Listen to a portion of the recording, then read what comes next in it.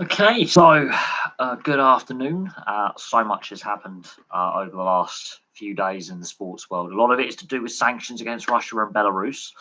And of course, we've got the FA Cup, obviously, this evening and throughout the rest of the week. There's a lot of matches on spread throughout the week. So a lot of the games are all midweek. There's only one game on the weekend. The rest are all midweek FA Cup ties, and that's to just get the cup ties played with the fact of all the fixture congestion.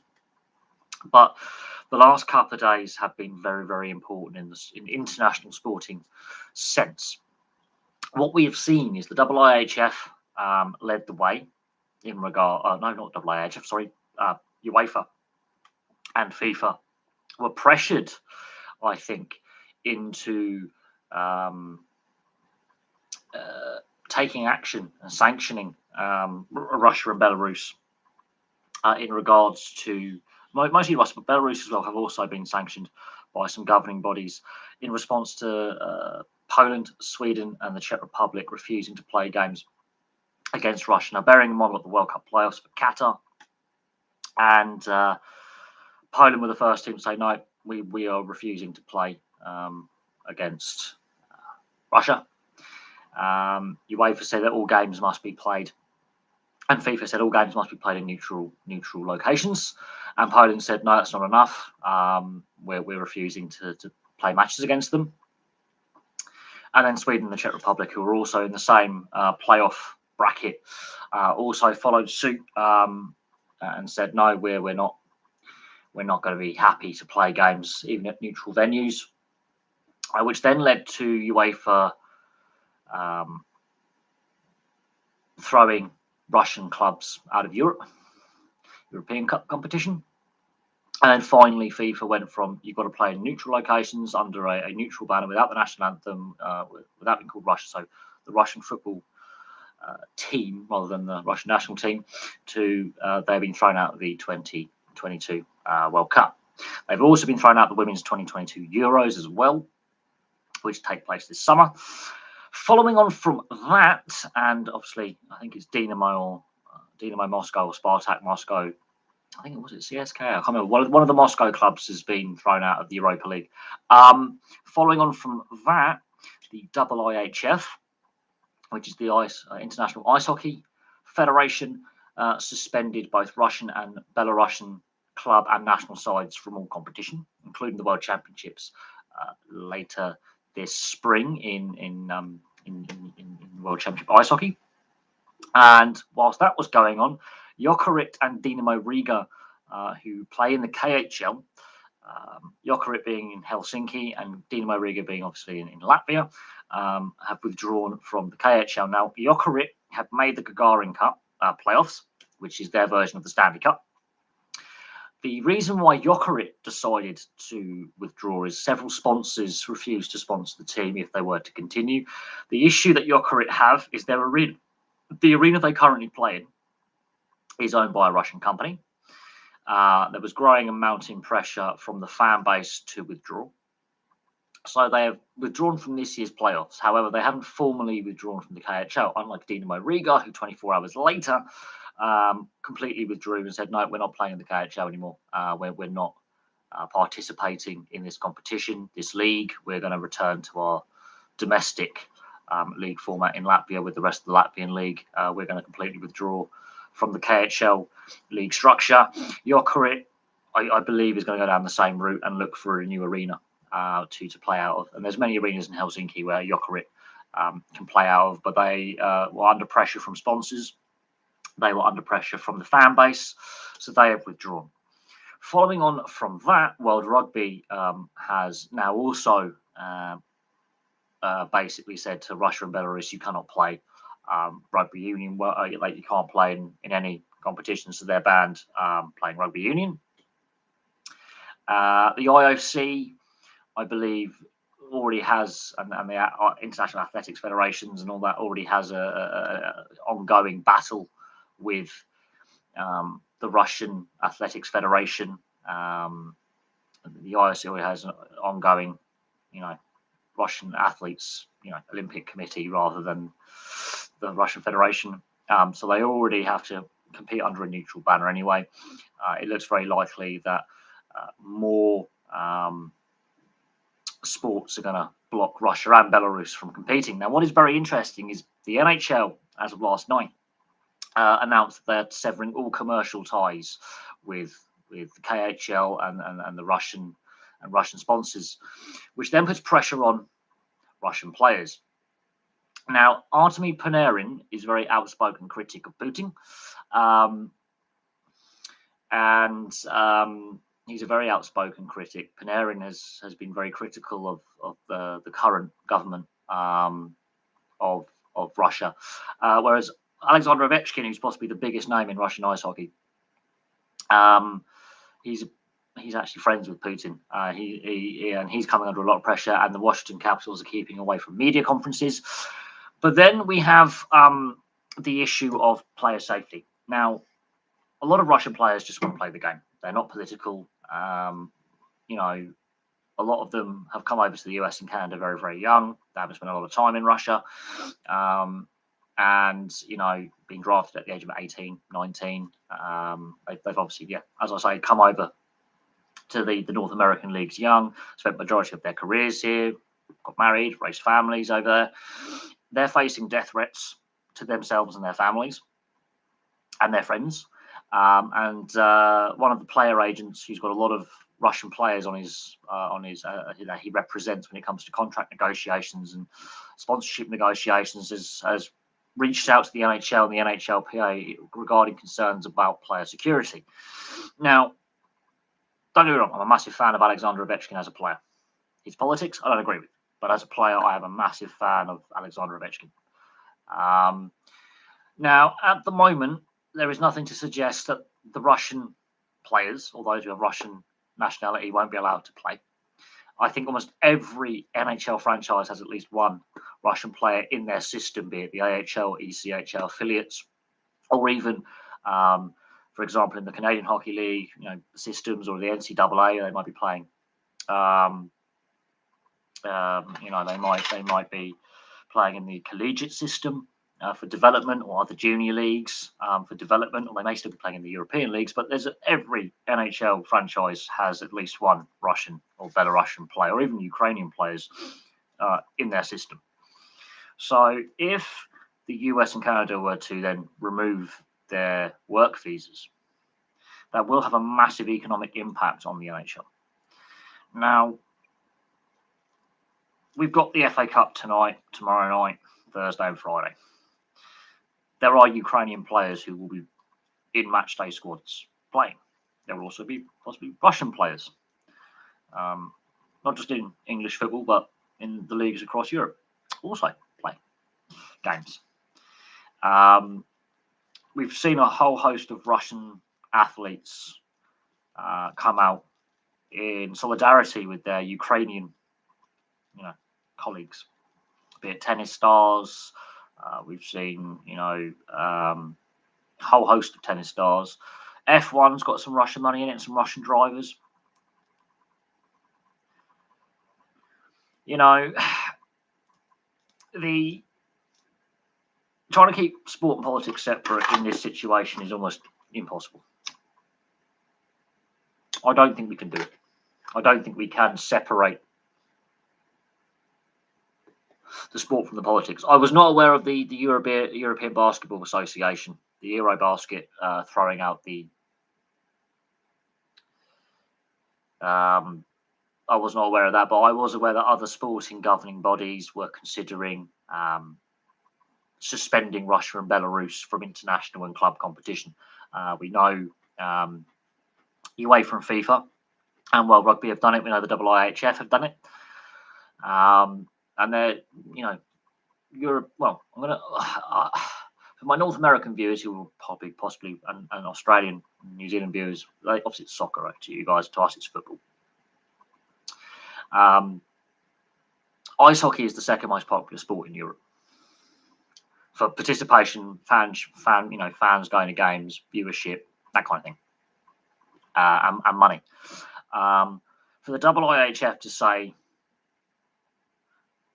F1 as well. Yes, I forgot about F1. I did forget about that. My apologies. I don't know what's going to happen, but remember, Grand Prix have been suspended and called off because of COVID the last 2 years, and it's been 2 years at the end of March since the UK went into lockdown.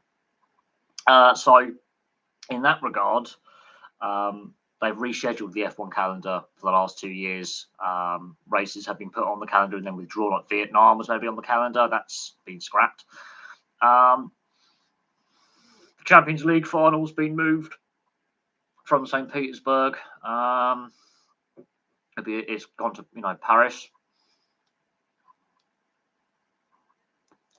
But no, FIFA and UEFA have already said that Russia is barred from all competitions, so that includes women competition as well, because that's the governing body.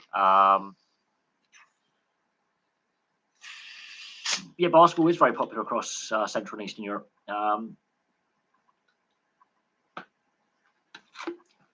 The reason why the rugby one is so significant is because Russia's actually got a good tier 2 nation kind of level. They've got a very good league structure. Some of their better players don't play in the Russian league. They actually play in some of the other European leagues. They float around. I don't know whether women. I don't know who. I think it's Portugal for the women's Euros. For the World Cup qualifiers, because they haven't qualified yet, they've got to go to the playoffs. That creates a dilemma because they're in a 4-way playoff bracket. So you have to get through your first and then your second.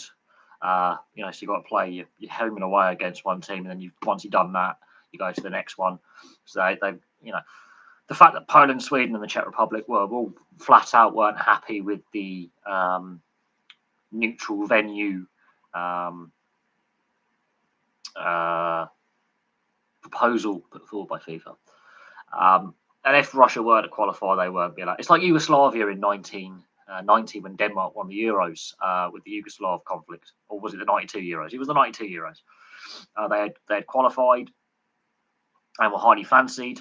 The Yugoslav wars break out, and Denmark were called in to replace them because they were the next ranked team below Yugoslavia at the time. The problem is, what happens to those overseas players that play rugby in Russia and football and ice hockey in Russia? Because there is a suspension of air travel for a lot of countries, have suspended Aeroflot, for example, which is the main Russian airline, from entering their airspace. Russia has returned in kind. So you've got a lot of athletes from outside Russia who compete in Russia in team and individual sports or training camps. Now, it's not their fault that the Russian government has decided to go down this path, or Putin. So there's question marks over what happens to overseas players in the KHL, overseas players in the Russian Football League, overseas players in Russian Rugby Union, in their league structure. There are now going to be concerns about what happens to those players, what happens to their contracts, what happens, to their visas. If Russia was going to retaliate in kind, like other countries, to do what other countries have done, restrict travel and stuff, that then poses a problem. Just by banning the clubs and the national sides from competing in international competitions is one thing, but then what happens to those players who play for those club sides? There have been Ukrainian players who play in the KHL and play in the Russian Football League. I have some sympathy for these players, but if you listen to some of the podcasts, especially the Spit and Chicklets podcast, and they talk to players who've gone over to the KHL to play, normally North American or European players who've played in the NHL, the AHL, they've gone over to the KHL to continue their careers. They've been offered some money. They've been offered a contract. It's not all roses over there. It's not pleasant, some of the experiences that are being relayed by these professional hockey players about their treatment when they get injured, some of the behind-the-scenes goings-on with the KHL. So for Dinamo Riga and Jokerit, whose nations that they are from, Latvia and Finland, who are EU nations, there have been concerns about overseas players in the KHL. I'm not surprised that Dinamo Riga and Jokerit have decided to withdraw from the KHL. Now, Jokerit's future is uncertain, whether they're going to go back into the Finnish league structure or whether they will, will return to the KHL league structure next season. They've just withdrawn from this season's playoffs. But I did find it very, very interesting when the KHL said that they were going to suspend the rest of the season and go straight into the playoffs. And their excuse was because of the Olympics. Now, the NHL had factored that in when they agreed the CBA and agreed to go to the Olympics at the last CBA negotiations, and they agreed to have a season pause in February. And when the NHL and NHLPA decided to withdraw from the Olympics in January, at the last minute, citing concerns over the COVID restrictions, the protocols, the if a player tests positive, the isolation period, etc., etc. I find it very, very interesting that the KHL decided to end the season with a fair proportion of the season yet to play. And that was a few weeks before the invasion. So I think the KHL ownership knew what was going on. The oligarchs knew what was going on. So that's a little bit of, how should I put it, a little bit suspect. Their timing of, we're not going to play the rest of the season, we're going to go straight to the playoffs. I think to end your season in February, early February, is very, very interesting, considering it runs till April, May. That is 2-3 months left of the season. That's a bit suspect to me.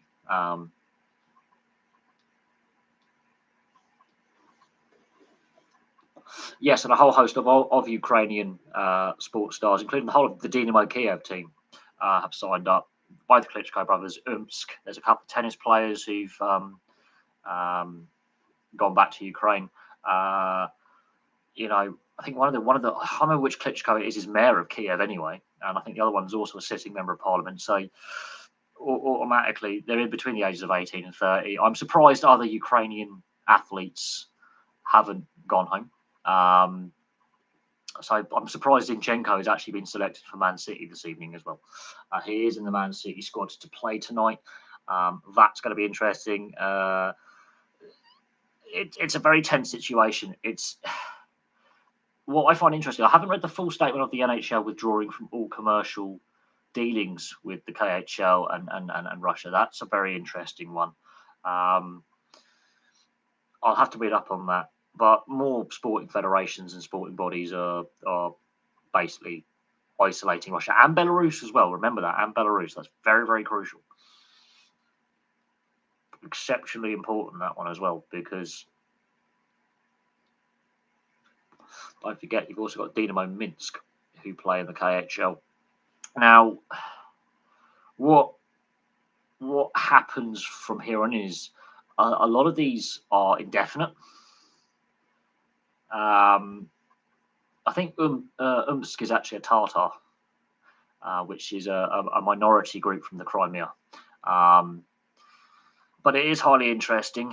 The silence from a lot of the NHL-based Russian players is very, very interesting. A lot of them are avoiding media commitments. We know that Artemi Panarin is a very outspoken critic of the current political regime in Russia. He's been very, very critical of the Putin's policies, and he's faced a lot of attacks at home in the press. So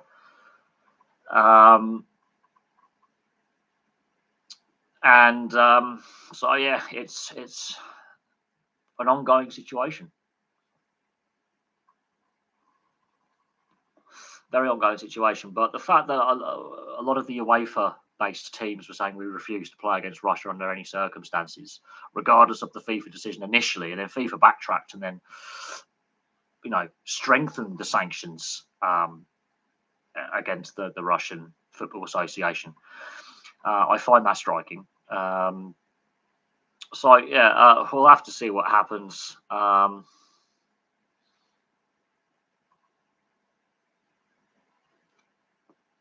Obviously, Roman Abramovich giving up full control of Chelsea. He's given over to a trustee board. Now, the Charities Commission are looking into that. So Chelsea's off-field future is very, very uncertain. And, of course, they played the League Cup final the other night against Liverpool, which went to penalties, of course. But that's an ongoing situation, is the financial implications for Chelsea and what happens to the club off the field. Chelsea before Abramovich had precarious financial situation. There's, they've got a lease on their stadium. They don't own Stamford Bridge anymore.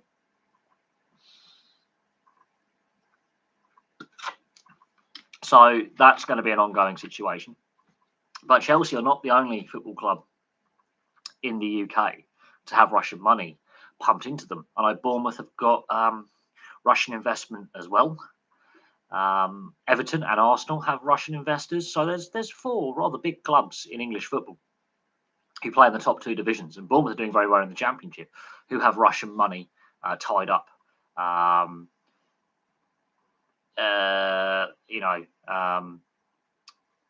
In them. Russia and Belarus have both been thrown out of the IIHF competitions. Now, Russia's obviously in the top tier. Belarus is in the, I believe Belarus might also be in the top tier as well. I believe both Belarus and Russia are tier 1 nations when it comes to ice hockey. They've both been thrown out and suspended from play. The World Juniors next year was meant to take place in Russia. That's now not going to be the case. They've got to find a new host for the World Juniors next year. I don't know yet. The IIHF haven't said yet what 2 nations will be replacing Belarus and Russia in the World Championships. I believe Belarus. Belarus might be in Division 2, but I'm not 100% certain of that. But I know Russia are obviously a powerhouse when it comes to international ice hockey at the World Championships.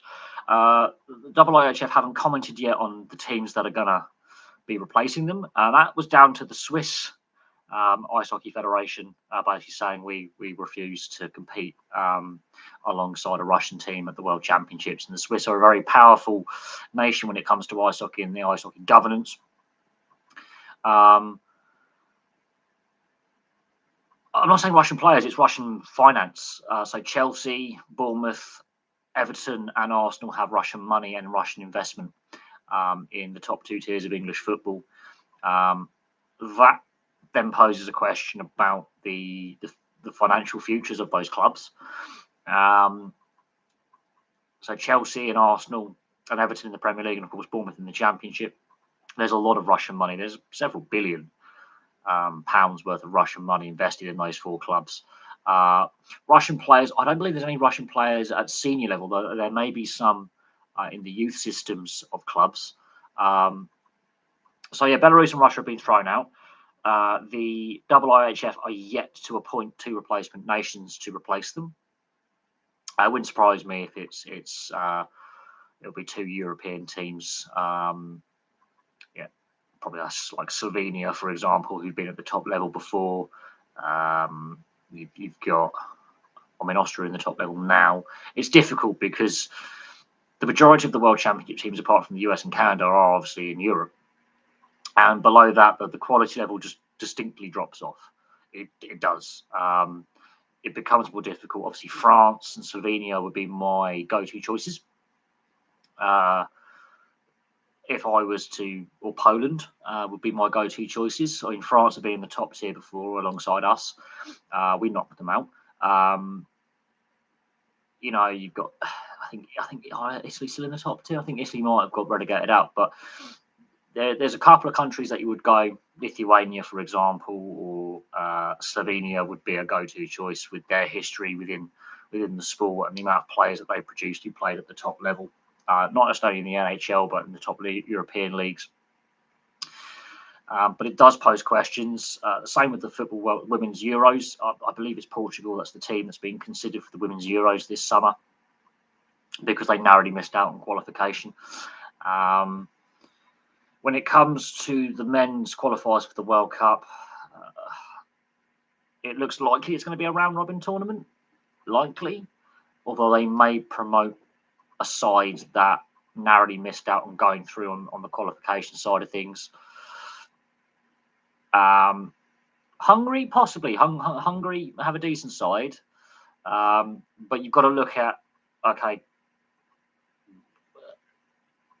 I think IIHF will look at those tier 2 nations that have been close to qualifying for the top tier in the last couple of seasons, who've been regularly competing there rather than a team that's just got into the second tier. And they're going to be looking at, okay, if we do put these sides in there, are they going to have a chance of winning a game and being competitive? Because they don't want to get embarrassed. But at the same time, there's a political expediency that they have to get them in there. I would think there'll be no relegation from this year's World Championships to mitigate these sides being brought back in at short notice.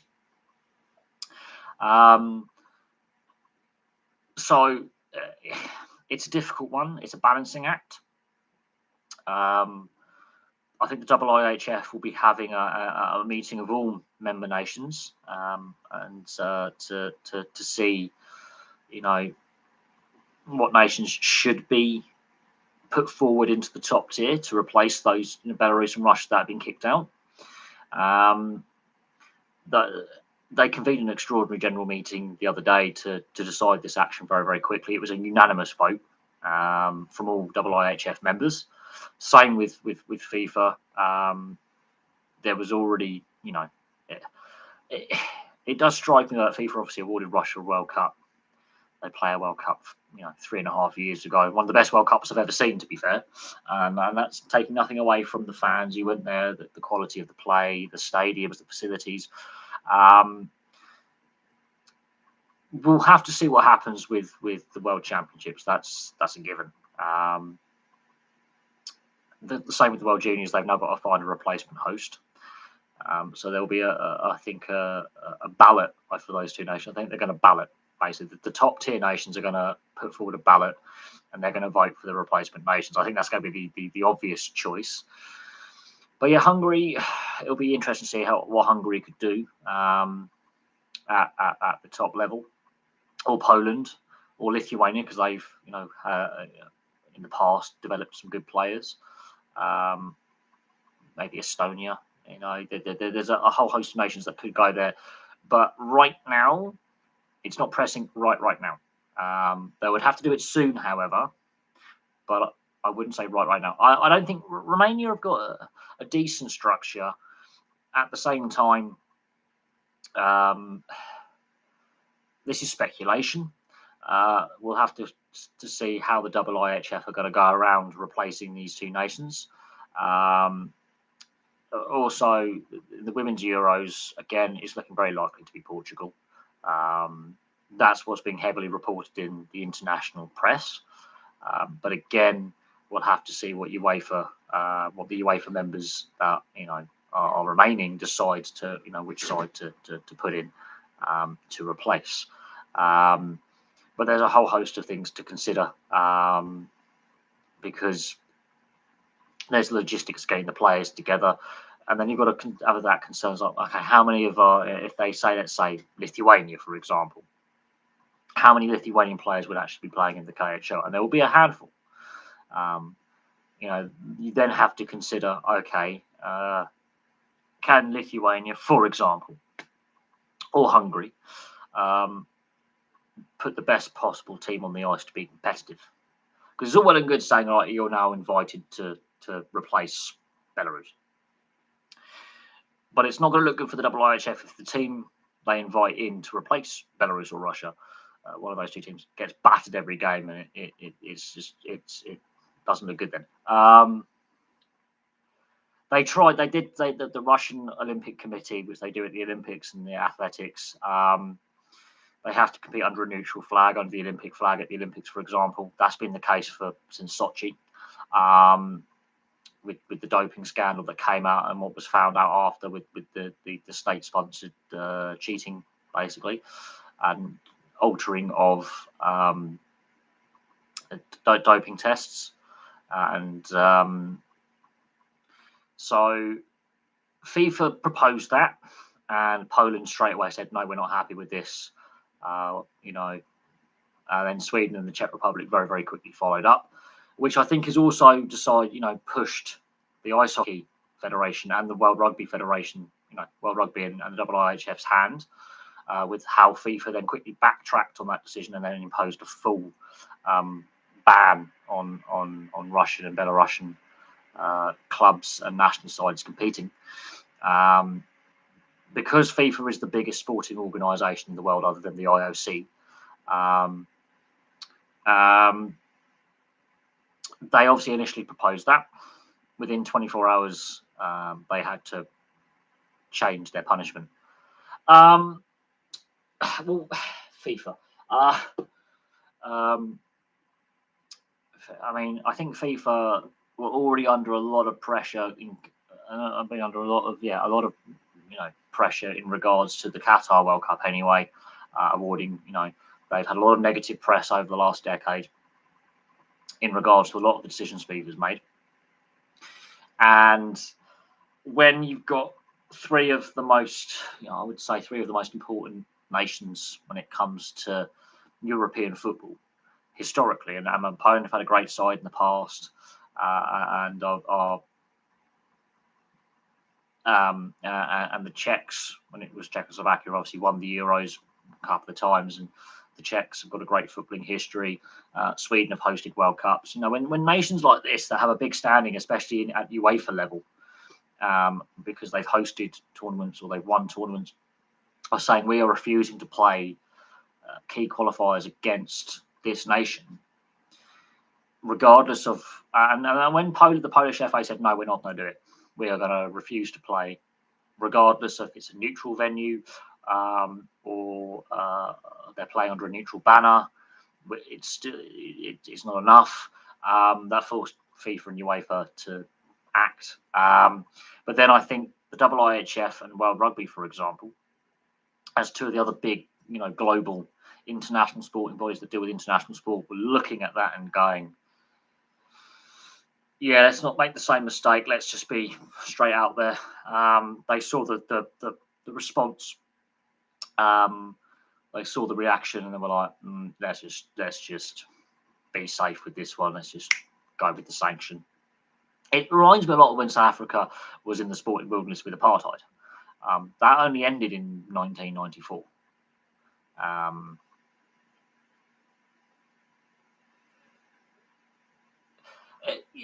Possibly.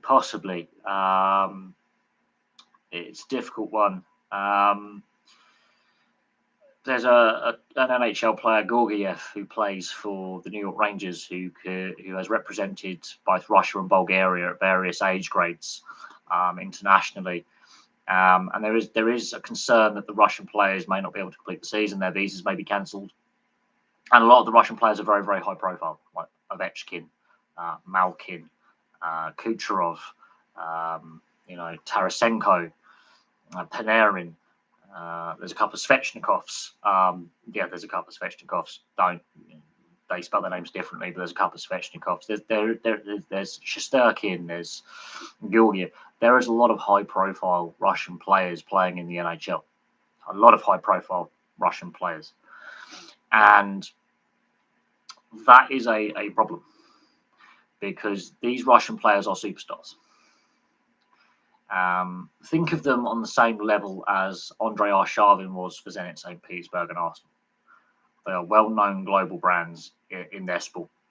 And yes, that does create an issue, because not only do they put bums on seats, which is important for the NHL, it's a heavily gate-driven league. It's more heavily reliant on fans and attendance than the NFL, for example, in North American sport. They are globally known players. People know who Alexander Ovechkin is, even if they're not a fan of ice hockey. For them to be excluded, A, is a statement, and B, is actually quite damaging financially for the league, because they help drive merchandise sales. They help drive ticket sales. Ovechkin's trying to go for the goal scoring record, and he's having a brilliant season. What is interesting is the Washington Capitals, his team, are keeping him away from media responsibilities. We just had the All-Star weekend, and several of the high-profile Russian players were giving interviews to the press. Their teams are going, right, you've been selected to go to the All-Star game, right, you have now got to do your media obligations. So players like Tarasenko, for example, and Kucherov were giving their interviews in English. And this is obviously before the military invasion began, but it is striking that Dominik Hasek, legend of the game, was calling for, all Russian players to be expelled. Whereas Wayne Gretzky, the greatest of all time in his sport, the Pele of ice hockey, is saying, let's not expel the players from the leagues.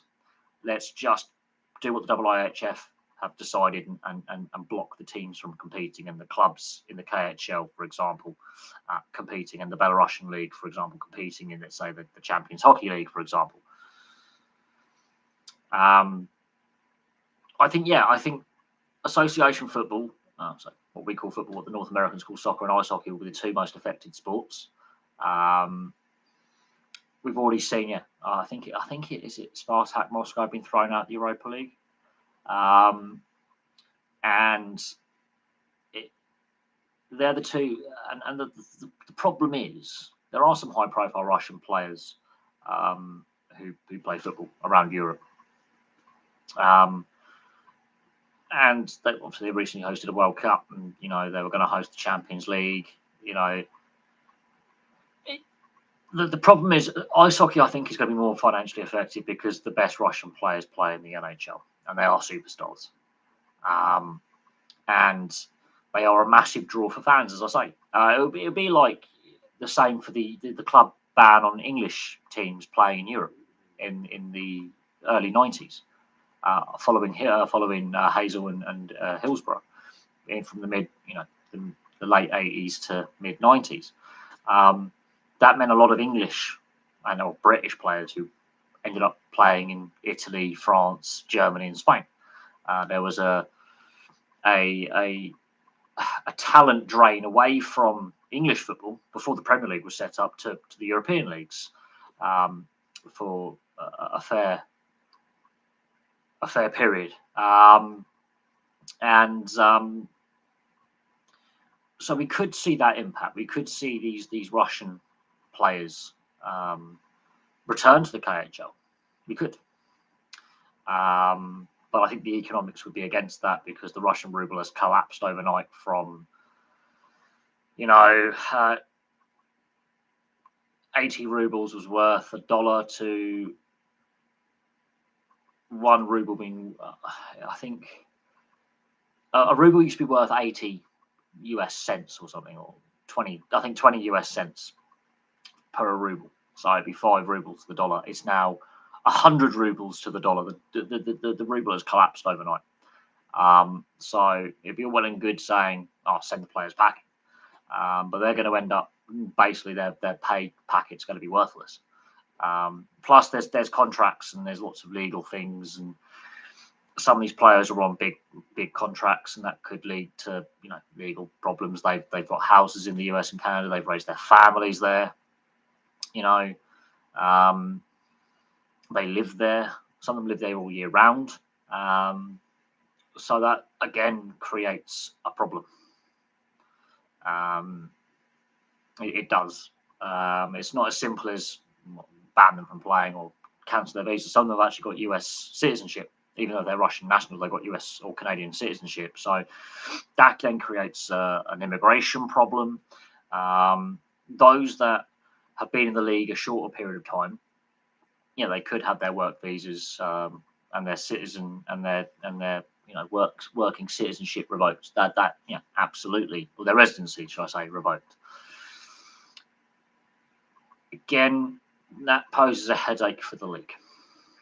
It does. It's like going back to the 70s and 80s with the Cold War, where there were hardly any, Russian players, and McGillney, for example, and the Bure brothers, for example, when they came over and defected, and we're going back 30 years, and that's damaging, I think, for the NHL, because that was one of those leagues and sports that helped break down the barriers of East and West during the Cold War.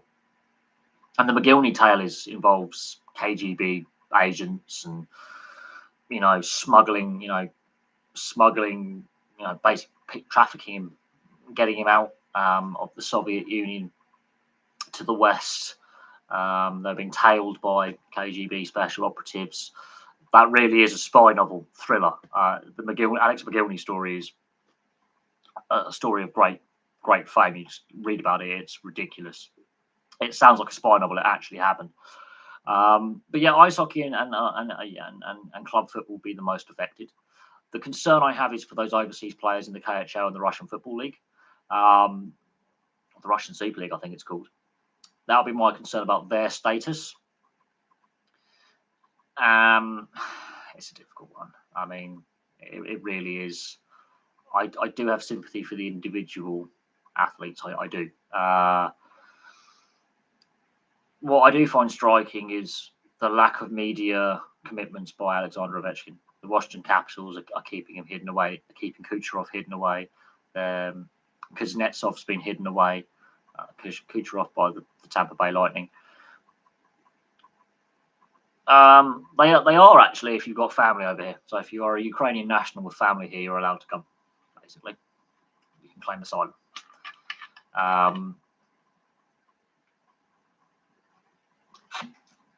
But yes, politics and sport shouldn't mix. But in this case, it's impossible not to have them do so. The situation is complex. It's not as simple as, I should really do a video on it on the other channel, but it's not as simple as a lot of people online are making out. A lot of the issues with the territory of Ukraine go back to 1956, when Khrushchev basically ceded Crimea and the Donbass region to Ukraine in regards of restructuring how the Soviet Union and the Soviet republics were made up. That's why Crimea is so important, and the Donbass region where Donetsk is so important right now. He basically redrew the map, and then Belarus got some extra land, and basically post-Stalin there was administrative changes to the republics that made up the Soviet Union. But yes, the politics got involved. The sporting federations I'm going to actually double check what other news we have in regards to. I'm going to check on TSN, because TSN's been actually quite good in what they've been reporting in regards, which is a Canadian sports network, what they've been reporting in regards to what's going on with the ongoing crisis. And it's going to be interesting to see what the NHL does in negotiations with the Canadian and US governments in regards to Russian players' visas and citizenship status and residency status. Canada says Russia shouldn't be at the Paralympics, the Winter Paralympics. Oh, this is non-Ukraine Russia related. Former UFC champion Velasquez arrested on attempted murder charges. Lokomotiv Moscow's coach resigns in protest of Russia's invasion of Ukraine. So that's an interesting one. Another big club in Russia, their coach has resigned. The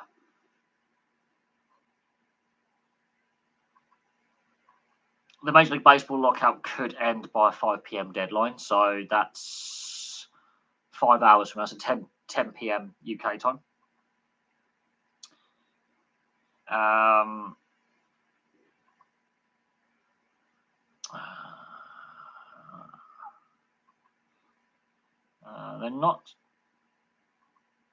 They're not saying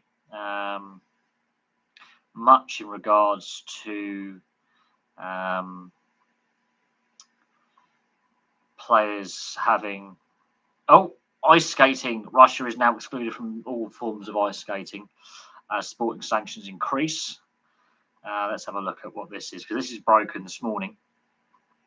So obviously ice skating with Russian athletes have been excluded from yet another sport that is extremely popular following the country's invasion of Ukraine. Russia was banned from competing in international ice skating events on Tuesday, so that's this morning, a day after being kicked out of what we call football, what they call soccer and hockey, which is Vladimir Putin's favourite sport, by the way, ice hockey.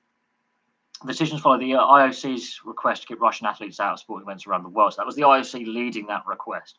The ISU, the International Skating Union, the body that runs the sport, said no athletes from Russia or Belarus shall be invited or allowed to participate in events until further notice. So that's ongoing.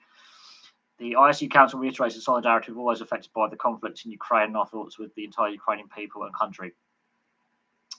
The World Figure Skating Championships are scheduled later this month in Montpellier, France. Olympic champion Anna Shcherbakova and Valieva, who was the doping one, will be excluded. The International Volleyball Association said it has stripped Russia of hosting the Men's World Championship in August and September, and would seek another host country or countries. That's volleyball we've gone. You're done.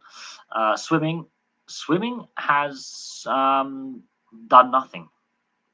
FINA, the Federation of International Aquatics. That is what it stands for, by the way. So they can compete under a neutral flag. And the short course championships are in December in Russia. The International Ski Federation is still allowing skiers to compete, but the Norwegian Federation said it would block Russians from competing in the World Cup events in Norway. So the Norwegian Ski Federation said we're not happy with the decision of the skiing governing body. So they're saying Russian and Belarusian athletes will not be allowed to participate in upcoming events in Norway. And then they got the World Indoor Track and Field in Serbia. So more sports are now joining the Russia-Belarus boycott.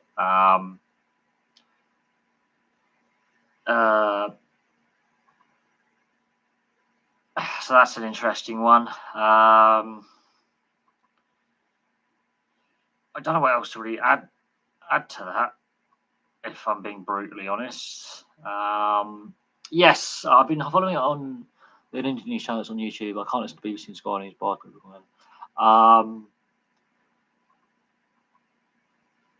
Taylor Catterall. No, I haven't. I don't follow boxing anymore. Yes, the Rugby Premiership said there's going to be no promotion for next season, and they are claiming that the standard in the level below is not good enough. How are the clubs going to get to the required standard if they can't attract the players with the notion that you're going to be able to play in the Premiership with us, so that attracting talent is going to be a problem. So the standard's not going to improve. So. It was very striking that they decided to suspend the KHL regular season and go straight to the Gagarin Cup playoffs. When the NHL were like, well, we've withdrawn from the Olympics, but they had already had that scheduled in to work around any potential issue with the Olympics, and then they obviously withdrew for their reasons. I found that interesting, as that's never happened before with other Winter Olympics. It's never happened before. So there was certain things going on that were a little bit coincidental, too much of a coincidence, in my opinion. But yes, I have heard that the Rugby Championship will not be allowed. The winner of that will not be promoted to the Gallagher Premiership. I am disappointed as well, but we knew that was on the cards. How do I feel about ring fencing the Premiership?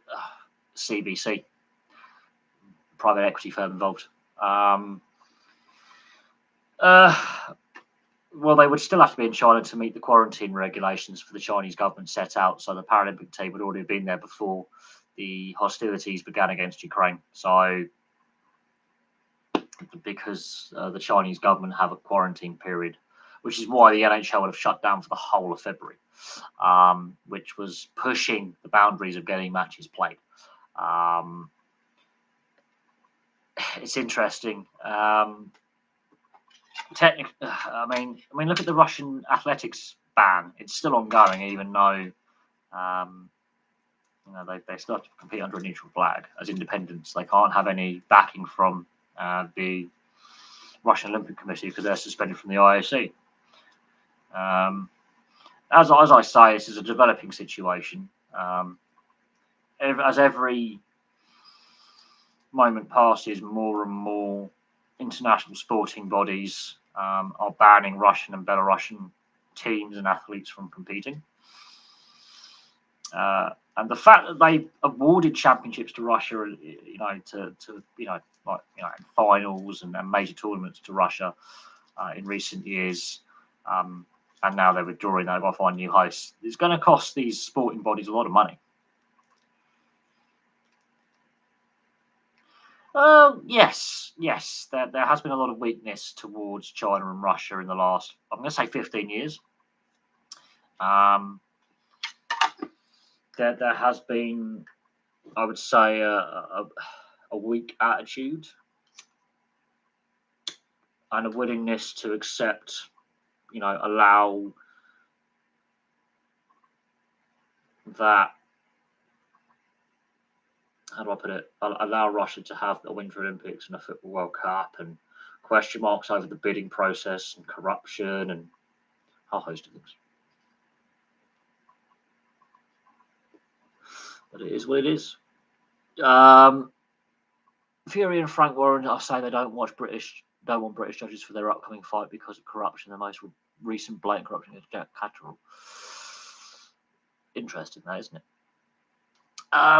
Well, boxing and corruption is nothing new. They go hand in hand. Anything to do with Eddie Hearn or Frank Warren, I already have suspicions that there's some dodgy dealings going on.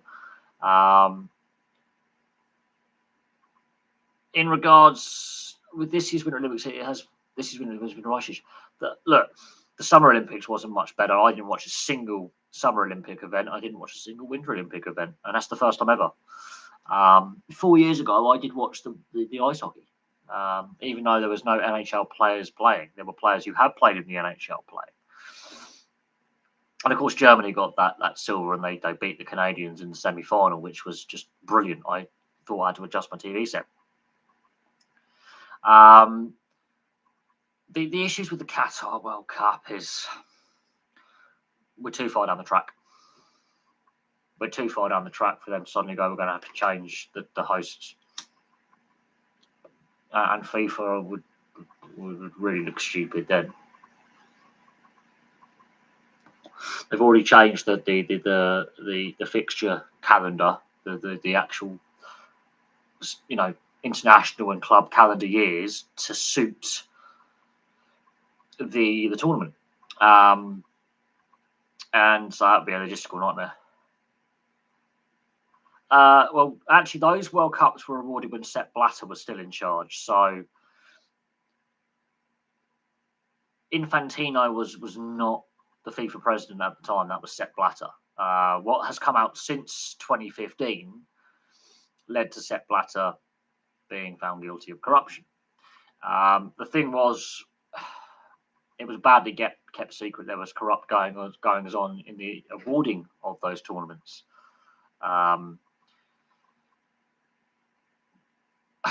Tournaments in the Far East. I did like the Japanese Rugby Union World Cup. I felt they organised that brilliantly. And when Japan created the Football World Cup in 2002, that was one of my fondest memories as a kid growing up watching that tournament 20 years ago. So I have no issue with Olympic Games and World Cups being played in, let's say, Japan or Korea or Philippines or Australia or anywhere like that. When it comes to certain countries like China and places like that, there is a concern that it's going to be corrupt as hell.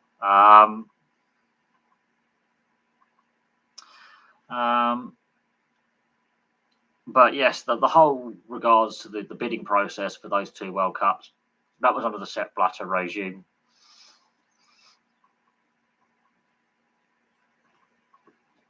And what I find really interesting is we've had an experience in my lifetime of a country in sporting isolation, and that was South Africa.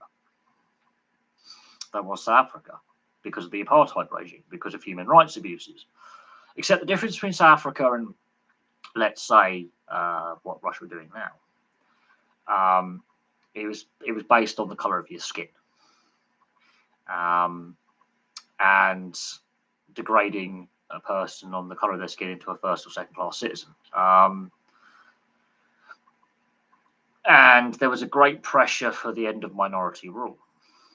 Now, the South African government at the time were anti-communist, which is why apartheid held on for so long. Basically, if we didn't have the Eastern Bloc and the NATO and the Warsaw Pact nations against each other, South Africa, apartheid wouldn't have been a thing. It would have gone long before it did.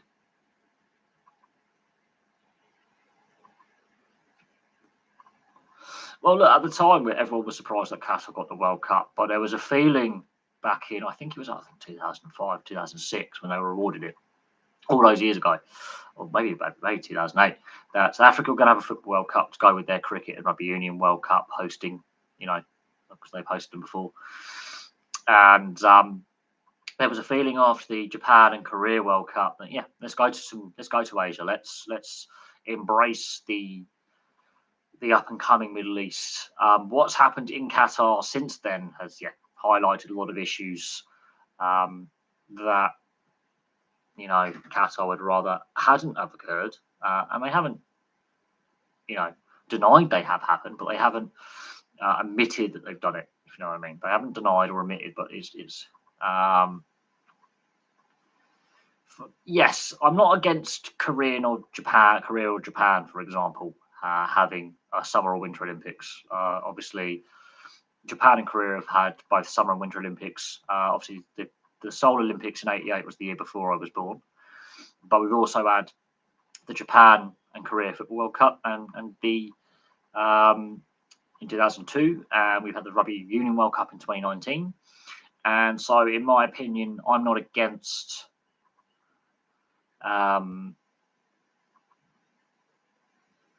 those nations, for example, hosting major tournaments. They've done very, very well. They've been very well organised. The athletes have always said, "Yep, we were well looked after." The locals were very respectful and friendly, and there was a positive atmosphere around training camps and things like that. And it was all, very well organised. And the locals worked very, very hard. The organising committees worked very, very hard to make sure the athletes were looked after, accessible to the media and fans. The experience was as good as it could be. Yes, you have to. They are limited to the northern hemisphere in winter, because in the southern hemisphere at that time of year it's summer. So yes. Although I'm not against a country like New Zealand or Argentina or Chile, because in winter down there it does get kind of cold in the Andes and in the Southern Alps, the South Island of New Zealand, hosting a Winter Olympics. I'm not against that. But yeah, in regards to the hosting, I mean, China's had the Olympics twice now in 14 years. And there are question marks about the difference between China in 2008 and China in 2022. There's a massive difference. The political climate in China's changed. The whole Qatar thing, that is a big waste of money. I agree. New Zealand's had the Rugby Union World Cup in 2011. They've co-hosted the Rugby League World Cup in 2017. So they've had both codes of rugby. They've had cricket. In regards to a more major sporting event, it's a bit more difficult because of the population size and infrastructure that New Zealand has. There's a lot of space in New Zealand. It's surprising. New Zealand's actually quite a large country geographically. Population size is really small. Auckland, Christchurch, and Wellington are your major cities. Hamilton and Invercargill are tiny in comparison.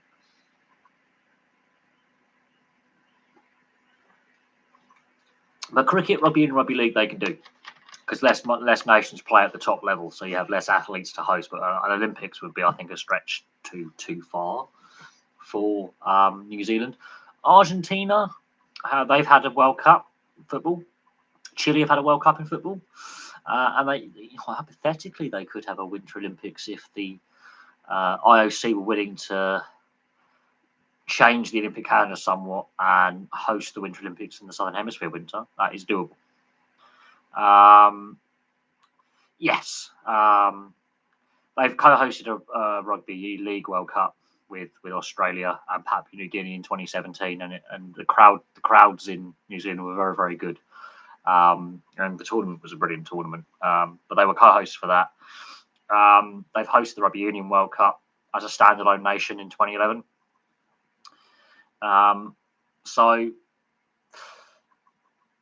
And cricket as well, because cricket crowds are generally smaller, and rugby union, rugby league are the two major sports in New Zealand, and they're world class at all three. They're the sports they're going to want to bid to host tournaments. Yes, I'm surprised as well, but they're now in different federations. New Zealand is in Oceania. Australia comes under Asia now. So there'll be two confederations having to co-host, and that's difficult because it affects World Cup qualifying significantly. So there is that. But it's a difficult one. It's nice to say that we're not talking about Russia anymore. But yeah, I mean, with what's going on and the amount of international sporting bodies that are now saying Russia and Belarus are not allowed to compete, and their club teams and athletes aren't allowed to compete, is massive, quite frankly. So it is what it is. We'll see what happens if the Ski Federation decides to, under pressure from Norway, decides to strengthen their sanctions. But it's a watch this space. It is a watch this space. Anyway, I thought I'd do a little brief live stream. Some really good questions there. I've got some bits and pieces to do before the FA Cup matches start this evening. And I've got some paperwork to do as well. So I'm going to go for now. Keep your eyes peeled for my FA Cup review. There's two live matches on at the same time. I've got to cherry pick one, which is really frustrating. But there's two good live televised matches with a Championship versus a Premier League side. So there's a possibility of a cup shock. So that'll be really interesting. So I have to cherry pick which one I'm going to choose. But I've got to decide to do that as well. But for now, thank you very much for watching. Really appreciate your questions. Not the longest live stream I know, but the situation with the Russia situation, Ukraine and Belarus is ongoing. And of course, Major League Baseball, we could find out if the lockout ends tonight. There has been a lot of progress made in the last 48 hours in talks. So Major League Baseball's lockout could end very, very soon. So keep your eyes peeled on that. Thank you very much for watching, and I'll have some more videos for you very, very soon.